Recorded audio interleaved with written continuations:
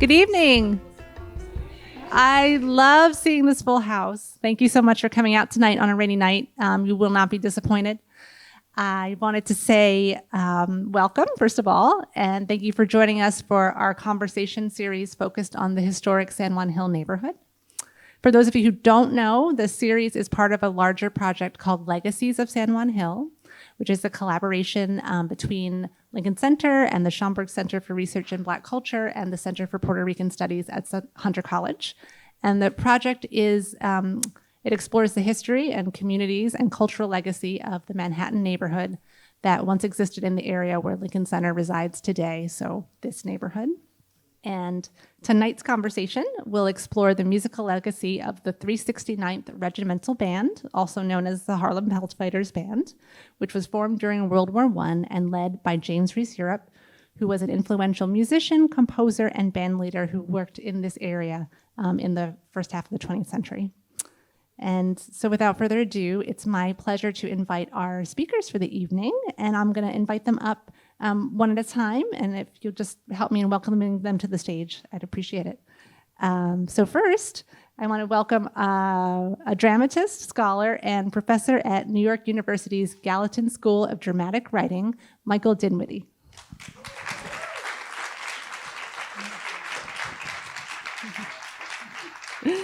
Our next panelist is the co-artistic director of Bronx Music Heritage Center and has been a folklorist at City Lore since 1997. Please welcome Elena Martinez.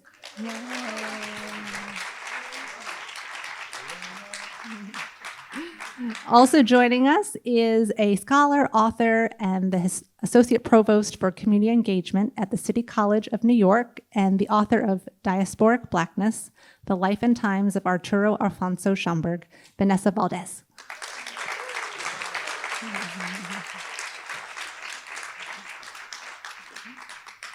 And please welcome our moderator for the evening.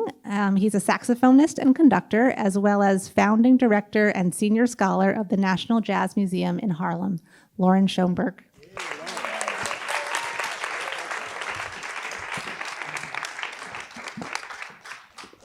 Well, I have to say, I'm honored to be here. I'm a college dropout.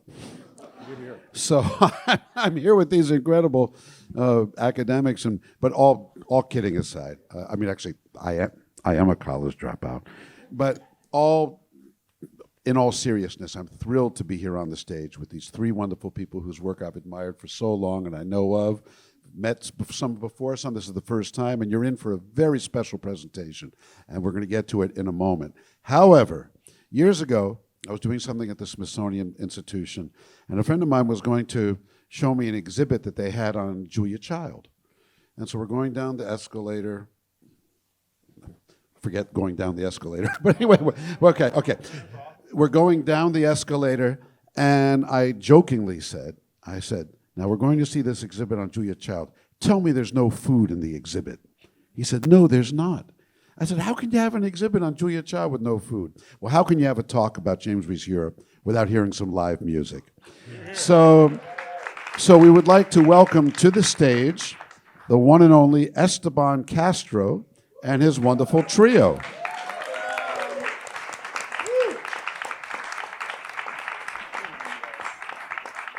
And they have some music prepared that is kind of very related to what we're going to do on the panel here today, because we're going to try and give you a portrait of James Reese Europe and what he did in the year 2024 from this perspective.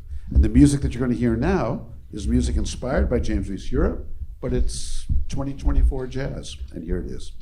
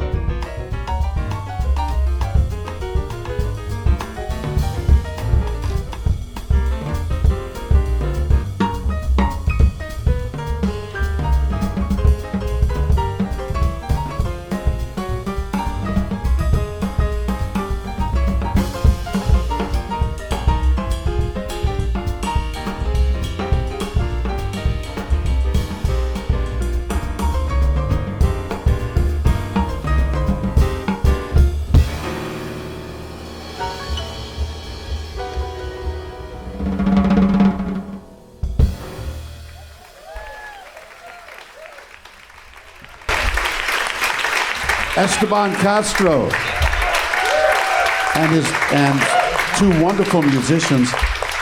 Esteban, would you introduce your trio, please, and tell us what we just heard? Yeah, that's Ben Feldman on the bass. Here, thank you. I think y'all heard me. That's Ben Feldman on the bass. Now I have the mic. And that's Matt Lee on the drums. You just heard a James Reese Europe composition called On Patrol in No Man's Land. It was a little Afro-Cuban arrangement of it. So, thank you. Thank you, Esteban. He'll be back. He'll be back. Thank you. That was just wonderful. Now, I'm going to tell you why we did that. The way that you just felt, and I was looking around the room, and I could tell that you all felt it, some more than others. But all kidding aside, that's how James Reese Europe's music sounded. Got me? That's it. When people heard his music in 1914, and we listened to the records from 1919, and they sound like, those old records and, all that kind of stuff. That's what it felt like. And that's what it sounded like to the people of that time. See what I'm saying? It was fresh, it was new, the rhythm was great, and it had all these different elements into it. So as we start to delve back with these wonderful panelists to talking about stuff that happened over 100 years ago, if you can keep that part of that visceral reaction that you just had to the music with you, as we delve into the past, it's going to cast a whole different context on who James Reese Europe was. Now, I started with the thing about college and all that kind of stuff, but I want to say something kind of more serious than that, which is about this wonderful thing that Lincoln Center is doing right now. Is it overdue? Yeah. And is it great that they came around to it? I remember when they started, someone who I had he was in my class at Juilliard many years ago. I learned more from him than he learned from me, was Etienne Charles, wonderful musician. And he wrote something for the Philharmonic that I think opened the Geffen Hall, if I'm not mistaken. And that was kind of a big kickoff event about what Lincoln Center was going to do with addressing where we're sitting right now. And this evening could not be in a better place, historically speaking, because we're looking out at San Juan Hill and all these places where all these people were. And my friend was a little more skeptical than me after the concert, and he said, it's great that they did this, but it's probably going to be a one-off, and that's what they did.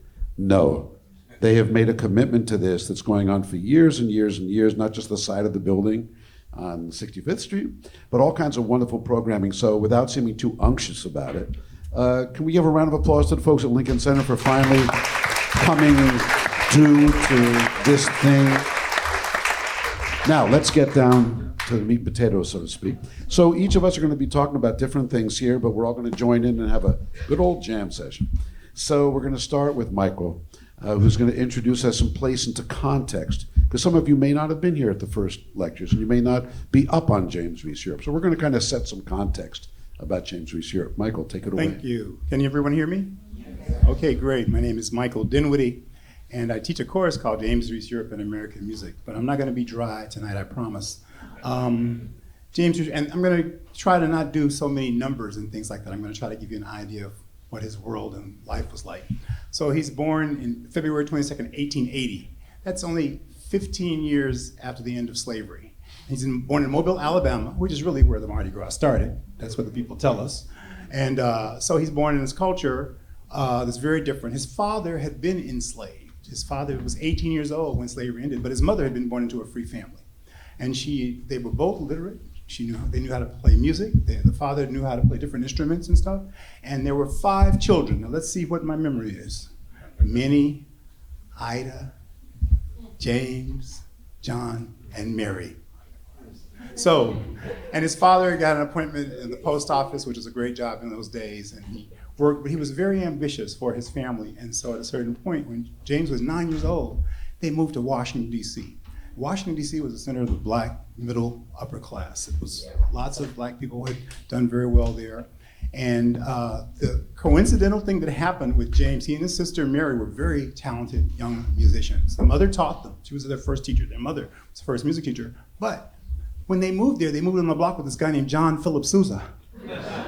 And so Philip Sousa was running the U.S. military band at the time, the Marine Corps band.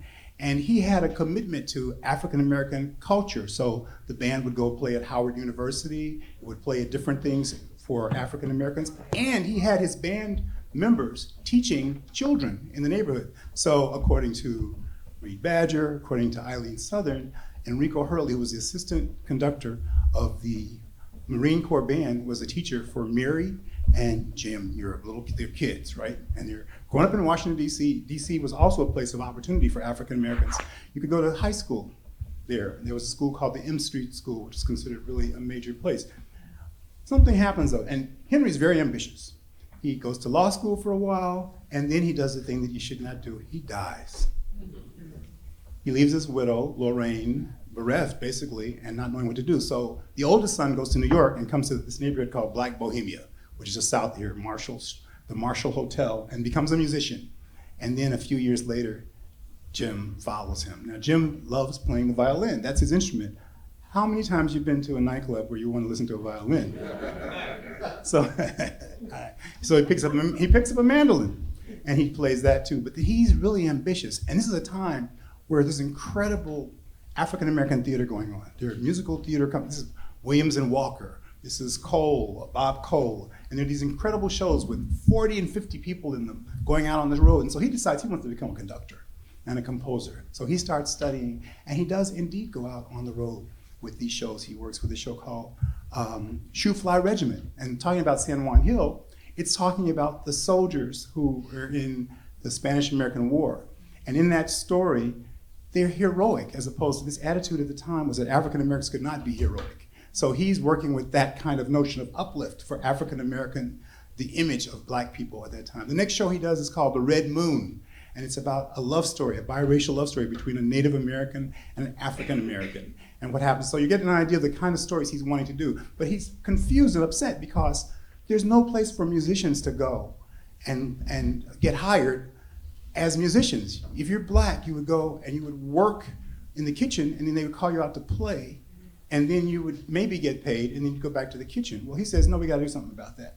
So he organizes something called the Clef Club, 1910. And in it, it's basically a place where you call up and you can hire musicians. And he puts the rules in place. You gotta pay people, they gotta go dressed, they gotta go professional, et cetera. So he's the guy who kind of, U.B. Blake called him the Martin Luther King of music. Oh yeah, I love that U.B. says that. I don't know what Martin would feel, but anyway. So in 1912 though, he's met a guy named David Manis. And there's this progressive element happening here. David Manis, you know, Manis School.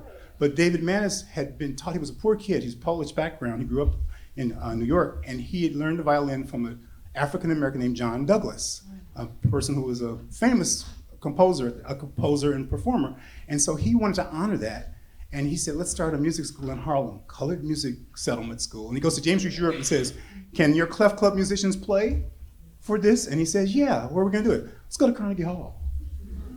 And so it's the first time that we have African American music at Carnegie Hall. It was a big, big hit. It was really incredible. It changed. It was the first time Carnegie Hall just heard this different music. Remember, Carnegie Hall is traditional and all that. So he organizes the Clef Club. And I'm going to skip ahead again to he works with a group called, he organizes something called the Frogs, which was a professional organization of African American performers to really uplift. They bought a clubhouse, et cetera, et cetera. And then we're getting to World War I. World War I comes along. And there's this guy named Colonel William Hayward, white man, and they want to have a regiment of black soldiers in Harlem. The problem is, the 15th Regiment, they're like, no, this is not happening. I don't want to join I'm not interested. So what happens is he comes to Jim Europe and says, will you create a band?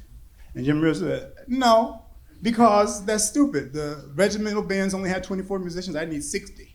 And I can't get the right kind of musicians, and my guys are making a lot of money now. They're playing for the Vanderbilts, the Astors, the Whitneys, all these. Why would they come and do this? And so he says, well, what could I do to make it? He said, well, get me a larger band, give me $10,000, and then maybe I'll think about it. Oh, and I got to go to Puerto Rico and get the musicians, because the best clarinetists and the best reed folks are in Puerto Rico. So if you can do that for me, then I will do the band.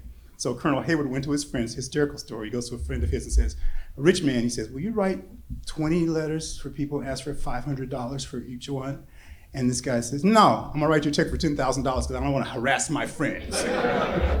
He gets the money, and so James Reese Europe is now in a corner. He's got to do the band. It's a funny story. Noble Sissel, who worked with him, says to him, I got you, didn't he, Jim? And he threw a book at him when he told him that story. It's really funny. So that's really where I'm going to stop there, because I think that puts us in place for where we need to go in terms of what that band was and how it worked. So that gives you... Thank you, Michael. Yeah, sure.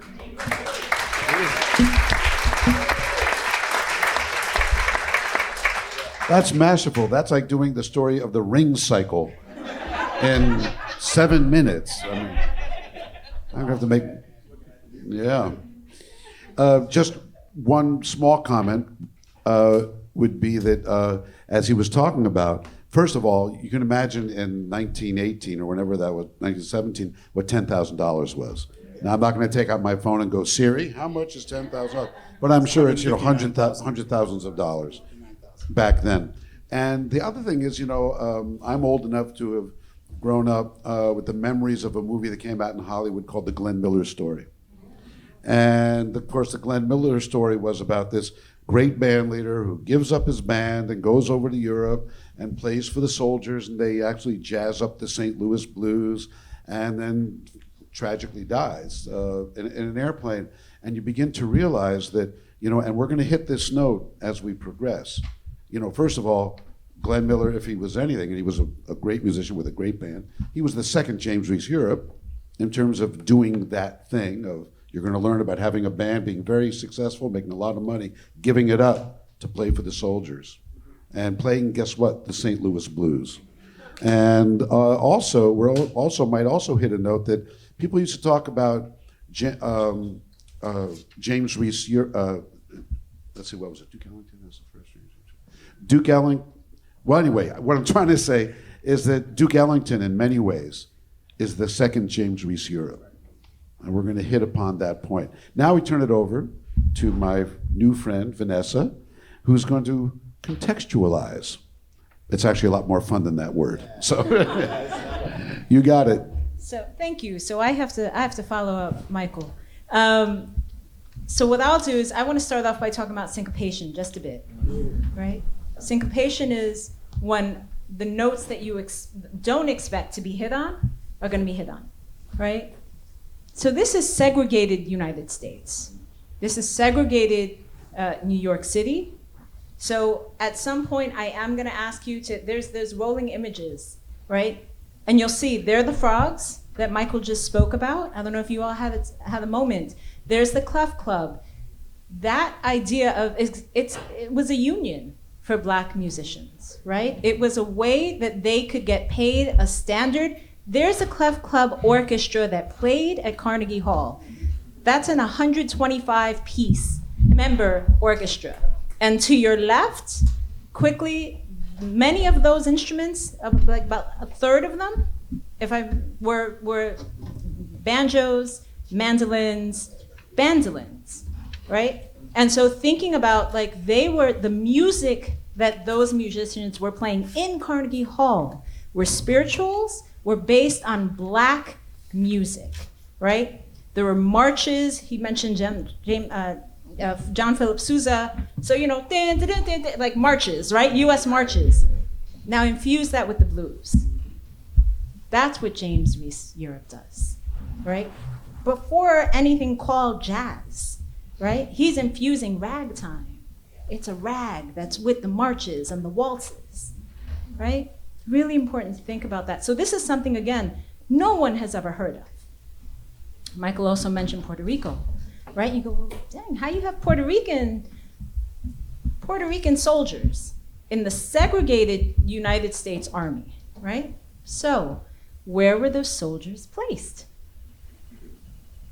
They were placed with African American troops. Why? Because there they are right there, two of them, Rafael and Jesus Hernandez. Those are Black men. Those are Black Puerto Ricans. And so that history, he mentioned that he does go to Puerto Rico because those musicians, Black, white, they were trained musicians, right? And so they could read music, right? The history of music in Puerto Rico prior to salsa, right? And post-bomba, right? So those are two, right? Because when we think about Puerto Rican music in particular, for those who don't know, right? Okay, danzón y tres. So post bomba, right? Bomba is from enslaved peoples, right? Black Puerto Ricans, right? And that's a spiritual music, right? That's what bomba is. The same way that's, candomblé is. That's what all of that, right? A little bit like fast forward, right? Where folks are all in this hemisphere learning what's coming out of Europe, right? So the waltzes, what we consider classical music, right? They're learning that and they're infusing it, right? With their own rhythms, right?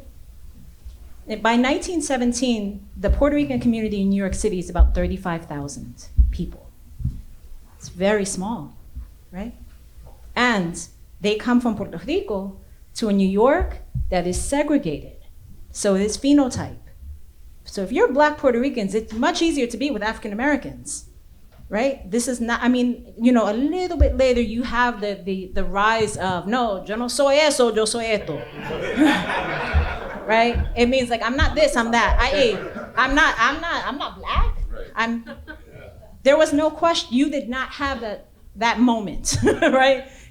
Phenotype, right? The Hernandez brothers were not like, oh, they're Puerto Rican, put them with the white soldiers. No, it's none of that, right? And so it's important to emphasize, right, those complexities, right? It's important to emphasize that at this point, what does it mean? This is the moment of being a race man and a race woman, right? Being a testimony to your race. So James Reese Europe, in unionizing Black musicians, is about Black economic empowerment.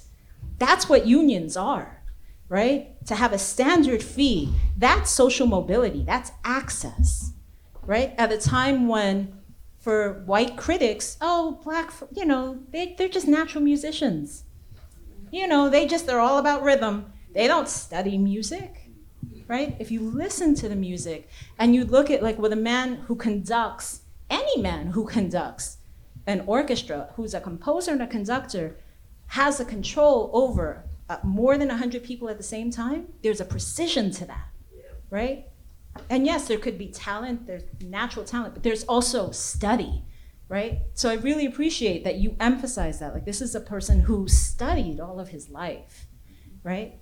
And was open to, again, the best, period, within the world of what he could have access to. So I'll stop there.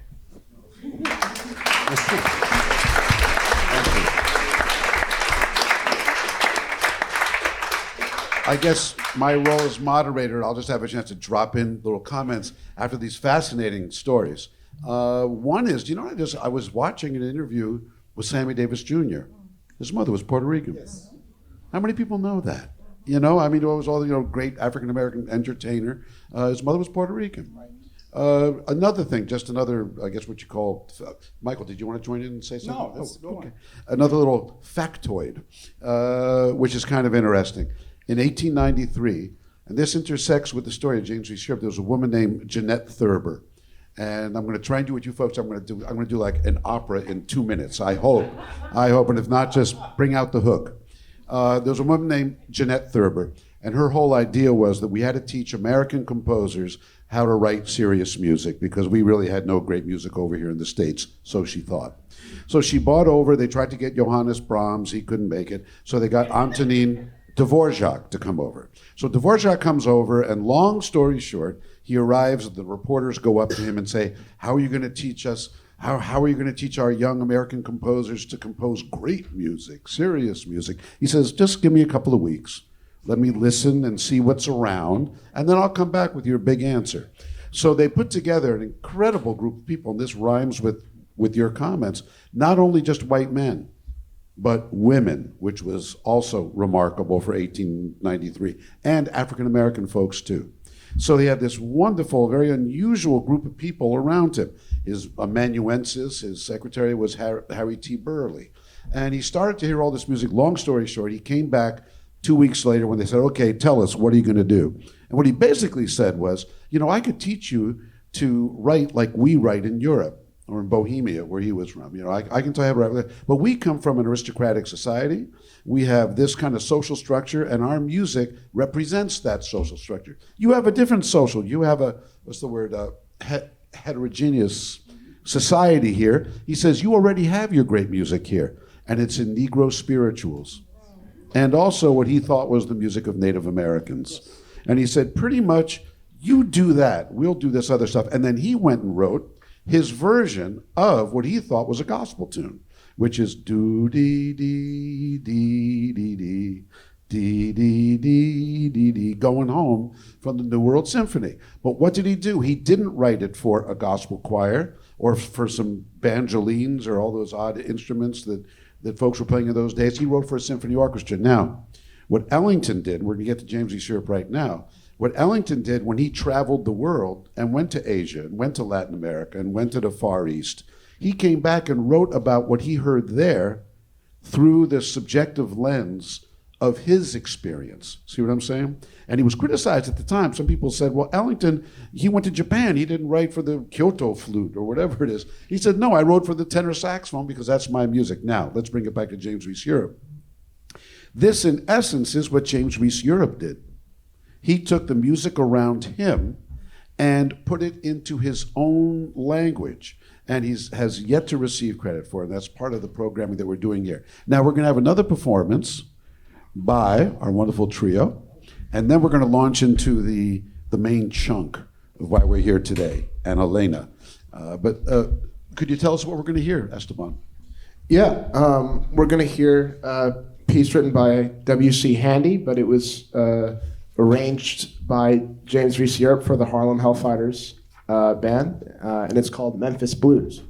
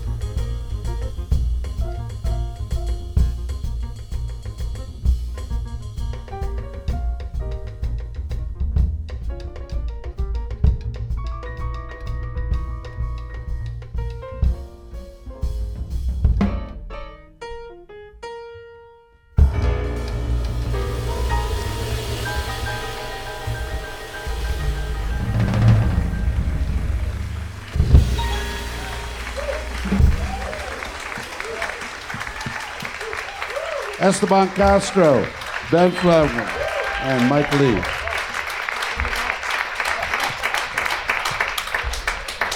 So, again, as we turn the thing over to Elena, and we just have to give credit here because you and Bobby have created like your own avenue of historical research and stuff that just hadn't been done, so you shed light on it. And just want to acknowledge that on behalf of this panel and Lincoln Center and everybody else.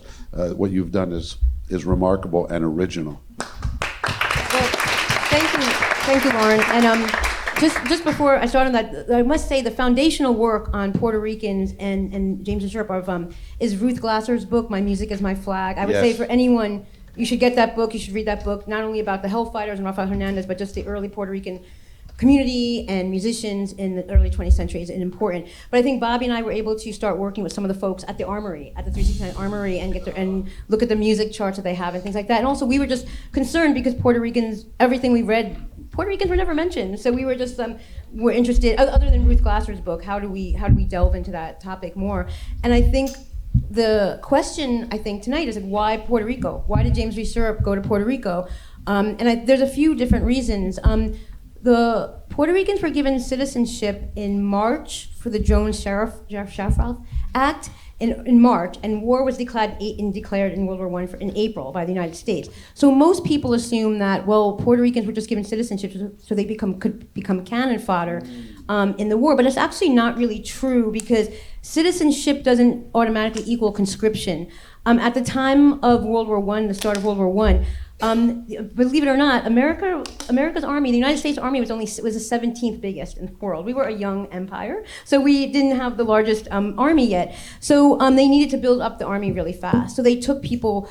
1/5 of the army during World War I were people who weren't naturalized citizens. They took anyone because they promised citizenship to people. They had a special, the U.S. War Department had a special foreign language section because there were so many people speaking so many different languages, so many different immigrants. So the real thing about why Puerto Rico was important in World War I is more of a geopolitical thing. They wanted to make sure there was a lot of, at that era in the 19s, there was a lot of people who were really murmuring and wanting to have Puerto Rican independence, and they wanted to make sure, the U.S. government wanted to make sure that Puerto Rico stayed loyal to the United States and didn't go. So they just really, and also to protect the Panama Canal. So it really was more of a strategic thing. Still an agenda by the United States, but more for that reason. So so James Reese Europe. So he goes to Puerto Rico. It's easy. They do have citizenship. There's shipping lines between New York City and the Caribbean, so it's easy to get to. People are coming and going all the time. But also James Reese Europe also has an in with the Puerto Rican community already. Rafael Escudero, the tuba player, who is part of the Clef Club. And Rafael Escudero is a Puerto Rican musician who's in not only the Clef Club, he plays with Fletcher Henderson's group. He's an incredible musician, and he brings in other musicians from Puerto Rico into New York City. So he's going to be able to tell James Reese Europe, hey, these are some great musicians. You should look into some of these guys. Also, the other connection is there's bandas municipales in Puerto Rico, but also all through Latin America, and which I'll get to in one second. But the one in San Juan was led by Manuel Tisol. Manuel Tisol led the banda municipal, which is the municipal bands that basically every town all through Latin America and on the island of Puerto Rico had. They were the ones that would play for any sort of civic event or holiday in the plaza. And Manuel Tisol in San Juan led that. And Manuel Tisol is the uncle of, I guess for all you Ellington fans, of Juan Tisol, who later became the valve trombonist in Duke Ellington's band, of course, did all the great standards like Caravan and Perdido and things like that. So Manuel Tisol has a connection already with New York City. He typically would bring Puerto Rican musicians to New York City. He's also, which I knew I was going to forget the name, he's also part of the Victor Talking Machine Company label, which also James Reese Europe is also on that label. So they know each other. They're probably familiar.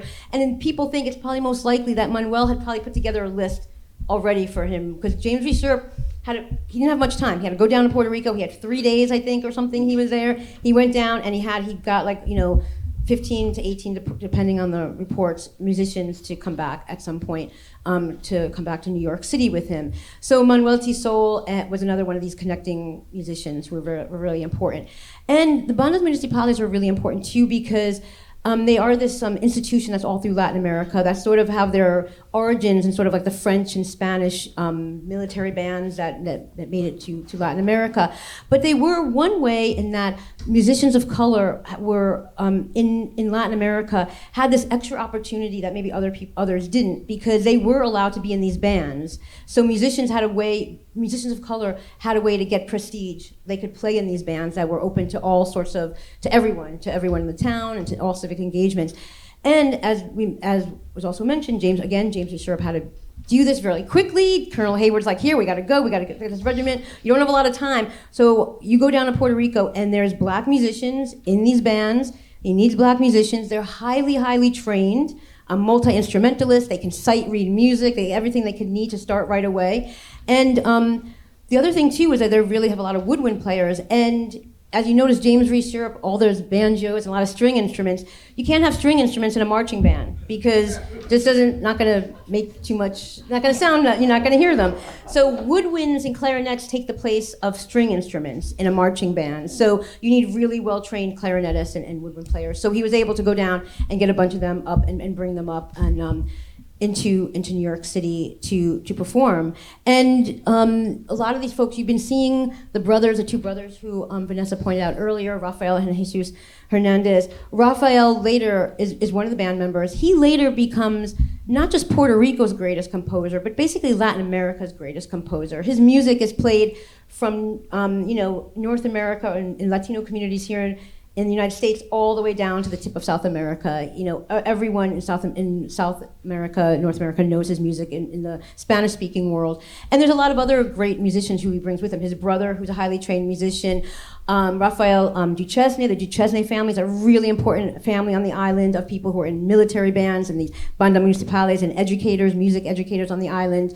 Gregorio Felix, who later on plays in jazz bands after World War I, who stays in New York as well. So he brings up this incredible crop of musicians, and they take part in the band. And as Michael said, Colonel Hayward let James Reese Europe have a larger band than was normal. But even if you have 15 to 18, that means the Afro-Puerto Rican is made up a quarter to a third of the band at different times.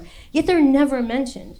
They're never mentioned. Ken Burns has a lot of problems with the Latino storyline, but never mentioned in a lot of different places like that. And so that to me is like the important thing. And Rafael Hernandez, a lot of folks in mainstream might know of him, but again, if you're in Latin America, you're going to know his music. If you're in a marching band in a high school, you probably played Cumbanchero, which is one of his songs. So, his music is out there in the world, and to this day is still played. So that was the sort of the Puerto Rican contribution to the story. Oh.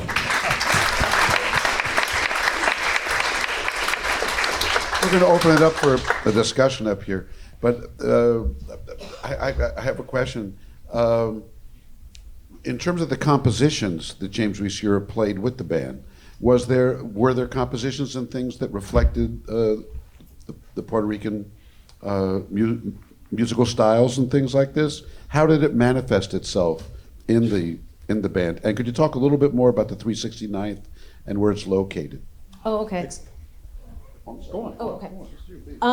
Well, first, I have to say I'm not a musician, so I'm not gonna try to break down any music. I'll let those guys break down the music in terms of like the habanera and ragtime and all that. They can break that down. But the Puerto Rican musicians of that era were really well versed in Cuban music styles, because Cuba had been sending out on Teatro Bufo shows that played guarachas and all the stuff that we think of when we think of Afro-Cuban music today, guarachas and boleros and stuff. That had been coming over to the island. So Puerto Ricans were also well trained in that, well versed in that style of music. So they would play that type of music. But I must say that what we know as Puerto Rican music is not really seen in the music of the 369th at all. But the idea of the Latin tinge, which I'll let you guys talk about, the Latin tinge, which is all through Latin America and manifests itself in different ways, is in the music. But that was just, Puerto Ricans were just, that was part of their repertoire anyway, so they would have known that music. And just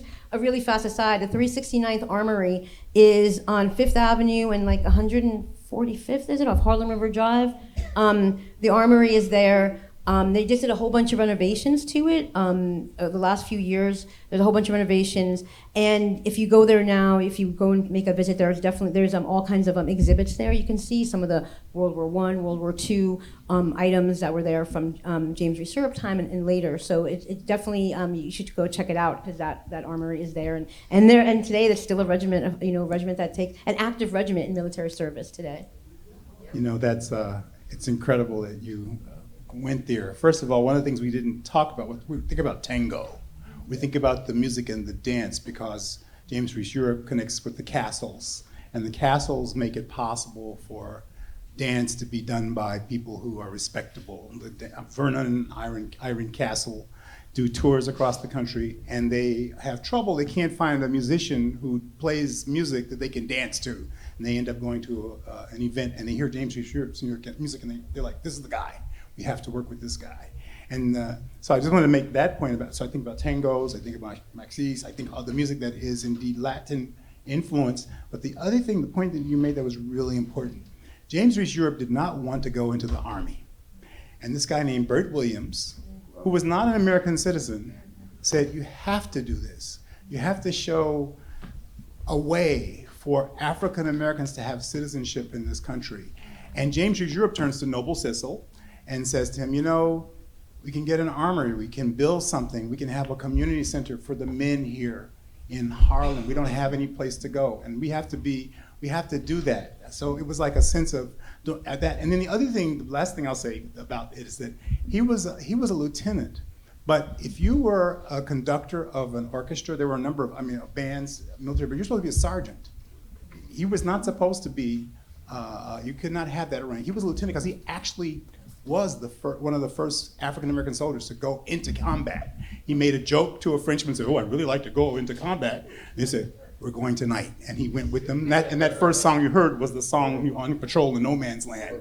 He did not expect to do it, and he talked about the terror and the fear of it. And he and Noble Sissel wrote a song about it. So that's all I wanted to say about it. And I just wanted to emphasize about like the role of the military with regards to citizenship, right? Because both of my colleagues just said that. And again, African Americans post-Civil War were declared U.S. citizens, but we know that 90% of the African American population lived in the South, right, in the U.S. South, right? And this was a second-class citizenship, right? Puerto Rico becomes they are declared citizens of the United States. Puerto Rico had been under the U.S. aegis since 1898 in the Spanish-American War, right? So for 19 years, inhabitants on that island were nothing. They were citizens of nowhere, right? They were no longer citizens of the Spanish Empire.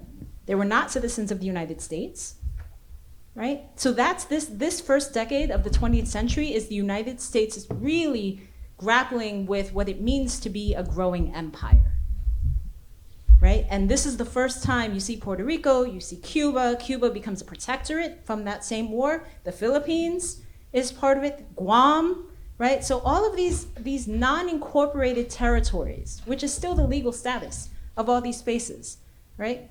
To this day, right? This is that moment when the United States is stretching out. The role of the military for Black populations throughout throughout the Americas has always been one of promise to something, promise to be a part of the nation across the hemisphere in South America and the Caribbean, right? To this day, the US military, right now, there are undocumented citizens in the military right now who join to be part of the US to gain citizenship. So military is key for social access, right? For Black populations historically enslaved to freedom and post that, like the liberation movements of the 19th century. And now we see like undocumented as well. So I just wanted to really highlight that moment. I was just going to add one thing. It's a little tangential. We talked about this, though, before, is that this notion of citizenship becomes very important.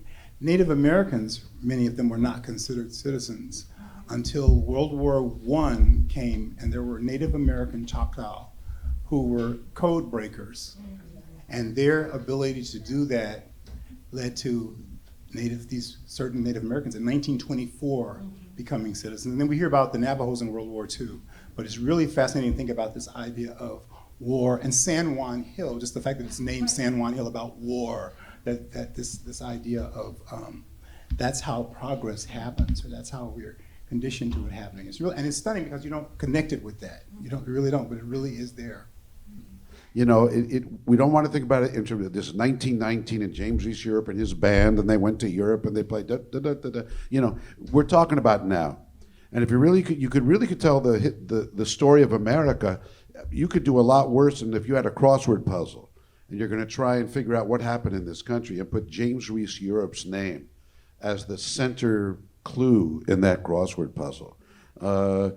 His story goes everywhere. You know what I'm saying? The connections between what he represented, what he did, where he came from, the people who were involved with what he did. I'll just mention one little other interesting fact, because we were talking about Puerto Rico, and later you were making the connection with Cuba and all these things.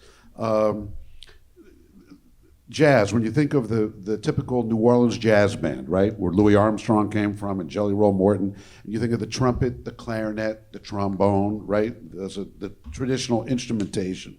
You know where that comes from? There's a scholar who he's Italian, but he lives in Mexico. And his name just went out of my head. It'll come back to me, a friend of mine.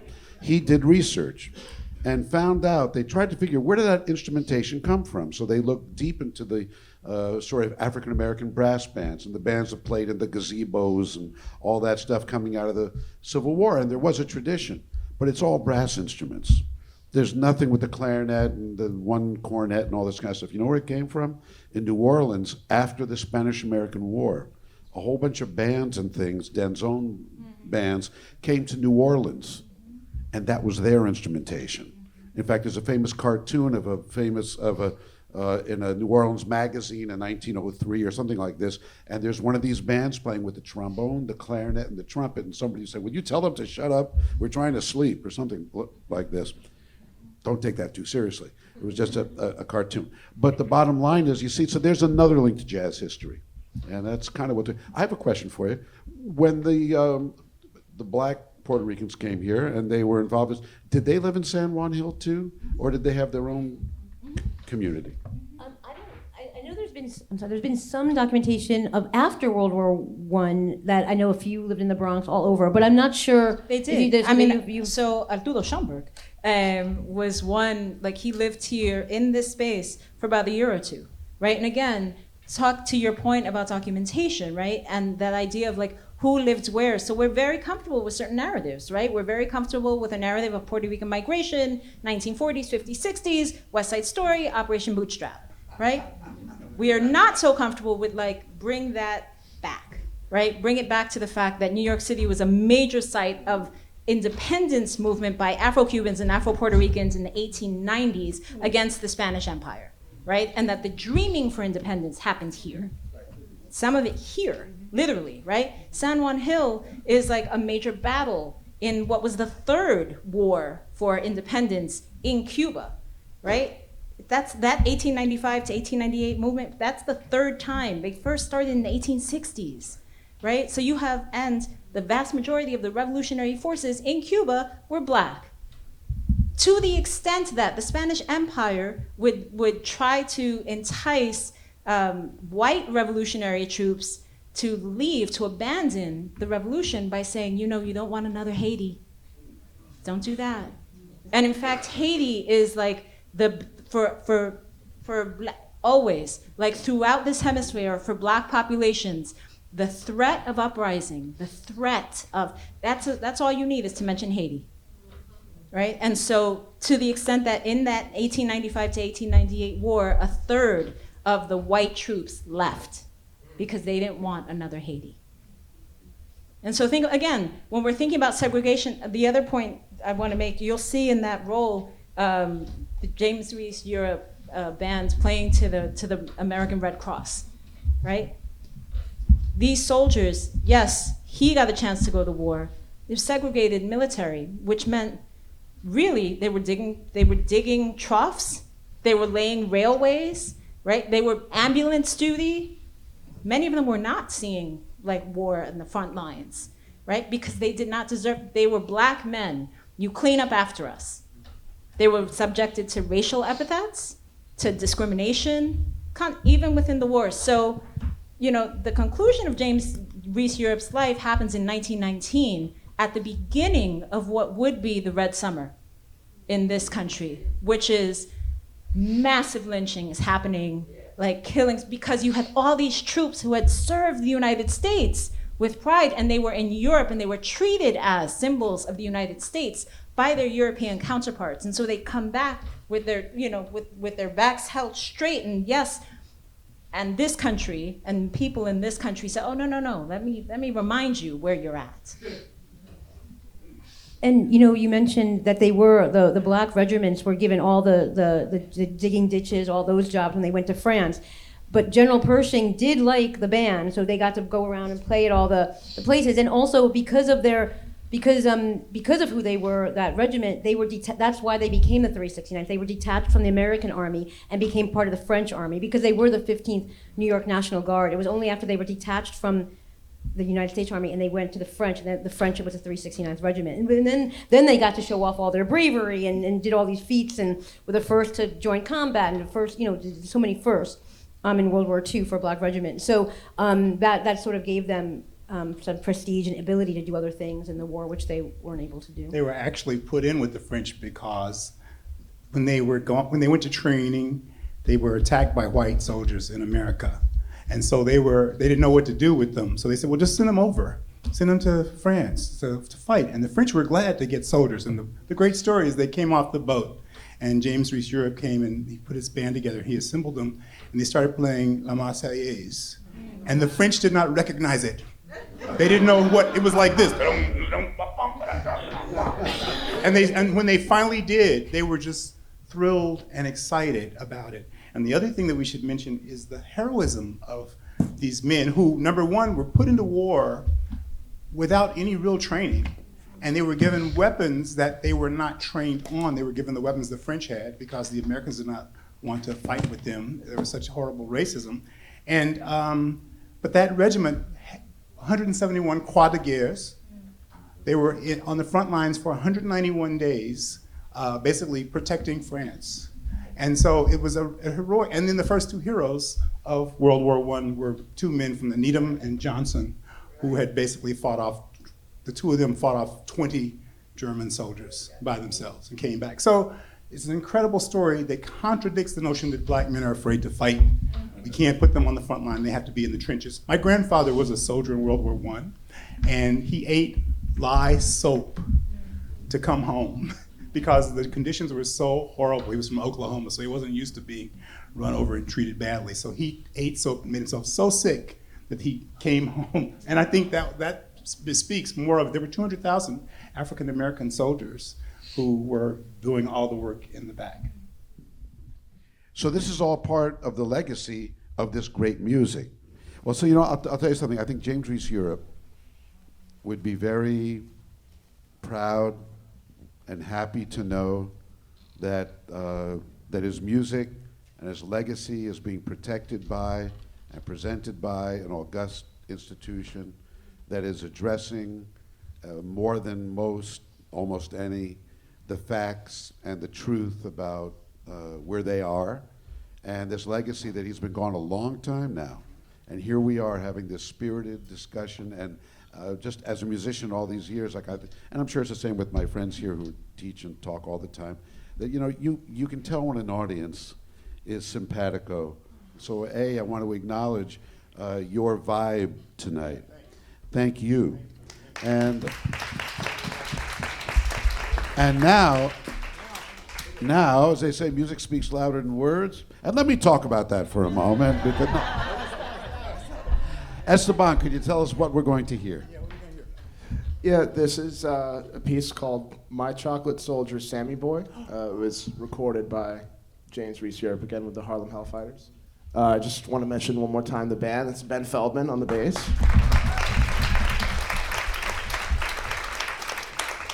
And that's Matthew Lee on the drums.